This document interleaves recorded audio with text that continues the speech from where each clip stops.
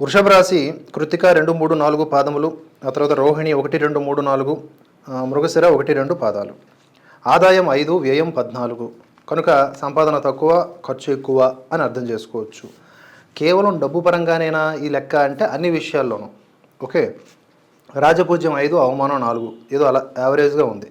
ఇక ఈ రాశి స్త్రీ పురుషాదులకు అష్టమ లాభాధిపతి, ధన సంపత్తు, కుటుంబమునకు కారకుడైన గురుడు 2, 3 స్థానముల యందు శని లాభంలో ఉండుట చేత ఈ గ్రహ సముదాయ బలముచ్చే జీవితంలో ఎంచదగిన కాలముగా ఉంటుంది. అయినా కూడా శుభ అశుభ ఫలితములే ఇచ్చును. సంసార జీవితంలో ఆనందం ఉంటుంది, ఫుల్ హ్యాపీ అనమాట. మ్యారీడ్ పీపుల్ ఉత్సాహ ప్రోత్సాహాలు, మనోనిశ్చిత కార్యక్రమాలు ఏవనుకుంటే అవి జరుగుతాయంట. ఇంకెందుకు పండగ, ఇక వృషభ రాశి వాళ్ళకి పండుగ. స్థిరాస్తిని వృద్ధి చేయుట, భూగృహ జీవితానందము, ఇక పదవులు బహుమానములు పొందుట, అధికార అనుగ్రహము, విలువైన వస్తువులు కొనుట, కొన్ని విషయములను అపనిందలు, ఆకస్మిక నిర్ణయాల వల్ల బుద్ధి చాంచల్యం. ఇక్కడ స్టార్టింగ్లోనే మనకు అన్ని అద్భుతాలు అని కనిపించే వెంటనే కొన్ని విషయాల్లో అపనిందలు. ఎందుకంటే మనకు బాగా రోజులు గడుస్తున్నప్పుడు కొంచెం కన్ను మిన్ను కానదనమాట. ఆ ఫ్లోలో మిస్టేక్స్ చేస్తాం, అప్పుడు అపనిందలు లేకపోతే ఇతరత్ర బుద్ధి చాంచల్యమైనటువంటి పనులు చేస్తాం.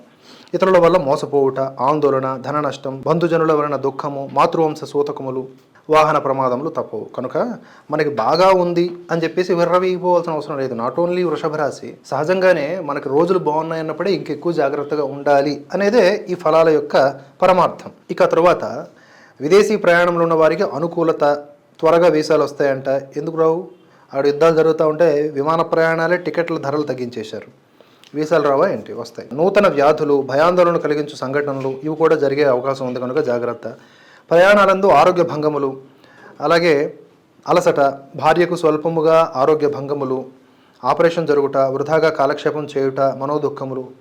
వృధాగా కాలక్షేపం చేస్తే ఎవరికైనా మనోదుఃఖములు వస్తాయి. మరి సోదరుల మూలక విరోధాలు, నేత్ర ఉదర సంబంధ వ్యాధులు, మిత్ర విరోధాలు కలుగుతాయి. కుటుంబంలో వివాహాది శుభకార్యాలు తప్పక జరుగును. కొన్ని విషయాల్లో జాగ్రత్తగా వ్యవహరించాలి. మీ తెలివితేటలు ఎత్తుగడలతో కొన్ని కార్యాలు సాధించుకోగలరు. ఉద్యోగస్తులకు బాగానే ఉంటుంది. రాజకీయ నాయకులకు కూడా అనుకూలంగానే ఉంది. కళాకారులకు యావరేజ్గా ఉంది. వ్యాపారస్తులకు బాగుంటుంది. విద్యార్థులకు యావరేజ్గా ఉంది. కనుక మీరందరూ కూడా ఇష్ట దైవాల్ని స్మరించుకొని వచ్చేటటువంటి అవరోధాలని అధిగమించే అవకాశం స్పష్టంగా కనిపిస్తోంది. అంటే ఫ్లో చాలా బాగుంటుంది. అద్భుతం, ఏది పట్టుకున్నా కూడా అది మంచి రిజల్టే ఇస్తుంది. ఆ దశలో వృషభ రాశి వారు ఇక విర్రవీగిపోకుండా, ఇక మనకి అడ్డు లేదు అనుకోకుండా జాగ్రత్త పడితే, అక్కడ కూడా భగవంతుణ్ణి నమ్మితే, భగవంతుణ్ణే పట్టుకుంటే, సేవా కార్యక్రమాలు వంటివి చేస్తే ఆటోమేటిక్గా మిగతా ద్వితీయార్థం కూడా మంచి రిజల్ట్సే మనకు లభిస్తాయి. ఏవైతే ఆపదలు ఉన్నాయో వాటి నుంచి బయటపడే అవకాశం ఉంటుంది.